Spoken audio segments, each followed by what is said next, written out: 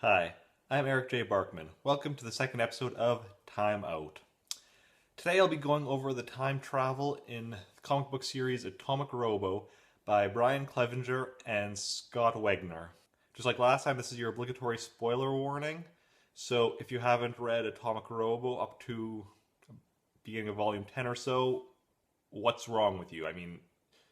Go check it out right now. It's free to read on atomicrobo.com. That's atomic-robo.com. So go check it out and then come back here and hear my thoughts on the time travel in the series. So the first time travel-ish thing in the series is in volume 3, titled The Shadow from Beyond Time, which features a creature that exists simultaneously throughout time. Wait! Time out, foolish mammal. You've forgotten about the free comic book day issue from 2009, which features the most genius individual in the history of time travel. How did you... Never mind. No, I didn't forget that. But it came out during Volume 3, if I recall correctly, not before it. And there wasn't any time travel in it. Not directly, but the backstory of how I got there and then involves time travel. I suppose the issue does include Robo discussing the problems of time travel, such as the fact that, the Earth is moving around the sun is moving around the center of the galaxy is moving through space. So if you traveled through time, you would end up nowhere near where you started out. You'd be lucky to still be within the solar system, let alone on Earth. Bah! Time out! That's where the crystals come in. They are also what allowed me to collect and amplify the perverse mammalian energies from September 19th, 2008. Right. Anyway, going back to Volume 3, like I mentioned, it includes a creature that exists outside the universe, thus outside of time, thus meaning it exists simultaneously throughout time. Specifically, it intersected with the universe at 5 known points throughout time. The first was in 1908, where it was stopped by Nikola Tesla, Charles Fort, and H.P. Lovecraft. This incident was mentioned, but not actually shown, as the volume dealt with Robo's encounters. Robo's first encounter, which is in the first 2 issues, takes place in 1926. The creature says Robo's name before he drives a car into it, with the intention of blowing it up from the inside. Now, the fact that it says his name is interesting because it shows that despite it being his first meeting with it, it's not its first meeting with him, because all of its meetings with him are, simultaneous from its perspective. Ish. Issue 3 is then set in 1957, where Robo once again encounters it. By this point, he's a bit more well-versed on it and understands that if left unchecked, it will continue to expand across everything until nothing but it will have ever existed, at which point it would then retroactively expand into the past, unmaking everything that ever was. The issue ends with Robo climbing into the creature. Issue 4 is set in 1971 and has Robo and Carl Sagan temporarily capturing the creature for study.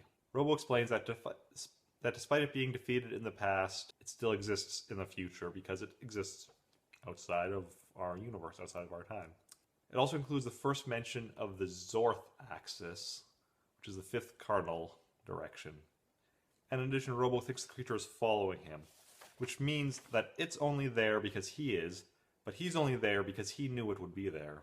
And just like in issue 3, the issue ends with him climbing into the creature, where now we see for the first time what happens, where he meets up with both of his 2 past selves, plus a future version. And speaking of that future version, issue 5 then has the creature appear in 2009, which is 6 years ahead of when Robo expected it to appear, due to tampering with the fundamental law of the universe for some experimental stuff going on. But Anyway, this Robo also enters the creature and meets up with his 3 past selves.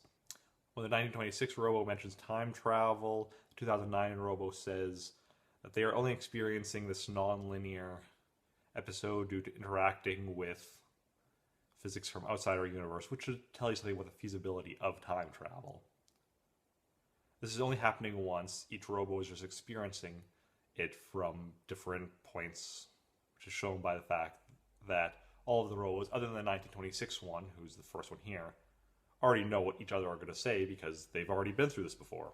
So basically this volume shows us a time travel-like event, which doesn't really show us the feasibility of time travel, but it does show us that the timeline seems to be set in stone.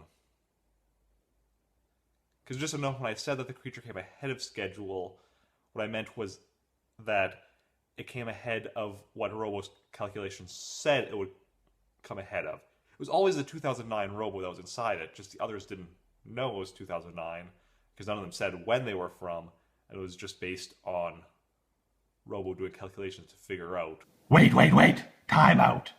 Of course the timeline can be changed. I can travel in both time and relative dimensions in space, and then change it at will. If you could, you would have disposed of Robo by now. Will have already done that. And it is a masterful plan. Just like when I exposed the T-Rex egg to the time evolution energies to produce the ultimate killing machine, Futurosaurus Rex. That's ridiculous. So we're going to move along to the next actual instance of time travel within the series. Volume 8. Which is called what? The Savage Sword of Dr. Dinosaur. Aha! Time out! It is my victory! So anyway, in this volume, Dr. Dinosaur builds a time bomb, which is not just a bomb on a timer, although it is that too. It's a bomb that would destroy the past 65 million years. He gives a lot of technobabble with things like an anti-time core and a time hole stabilization box. And he mentions that a single miscalculation could destroy the next 65 million years instead of the previous. And time out! You can't unmake space-time that hasn't existed yet. You'd inverse the polarity of your chronoordinates, and then what would you do? You turn reality inside out. Can you picture the mess? 23 dimensions spooling out from every Planck length. So anyway, long story short, he activates it eventually. Robo tries to stop it, since even if it doesn't work the way Dr. Dinosaur intends, it includes a bunch of nukes, and that would still be pretty bad. But somehow it sends Robo back in time to 1870. Aha! Time out, just like I planned. I got Atomic Robo out of my way by sending him back then. Although that will make the Terminator unnecessary. What? Time out! You heard nothing. Anyway, moving on. The Tesla Field Guide came out around this time, and it points out a bunch of problems with time travel, including the bit about ending up in space, the question of whether or not you would be out of phase with the universe upon arrival, the amount of energy that would be required, and the problem of paradoxes. Now, most of these must have something that allows them to work by virtue of Robo himself traveling in time, and still being on Earth and not out of phase. The energy question seems to be dealt with in some manner involving Zorth, which is hinted at in Volume 10. And as for paradoxes, Volume 9 showed us that the timeline set in stone with regular time travel, just like it was with the time travel-like event of Volume 3. So basically, in conclusion, time travel is difficult, but it is possible through Zorth. The timeline is set in stone, though, so any time travel that happens was time travel that was meant to happen. Dr. Dinosaur's insane ramblings aside, this series has some of the most consistent time travel rules of anything I've ever seen. There is more time travel that occurs in the series. I may do a follow-up episode, but for now it's time to move on to something different. So for the next episode, episode 3, I will be doing on one of my favorite book series as a kid, Animorphs.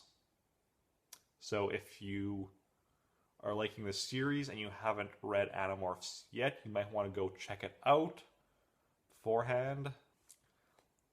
That's about it. Tell me any of your thoughts in the comments down below. Things you agree with, disagree with, your own ideas. Ideas for series you'd like to see me cover in future episodes. Thumbs the video up if you like it. Thumbs it down if you don't. Subscribing would be great. And have fun.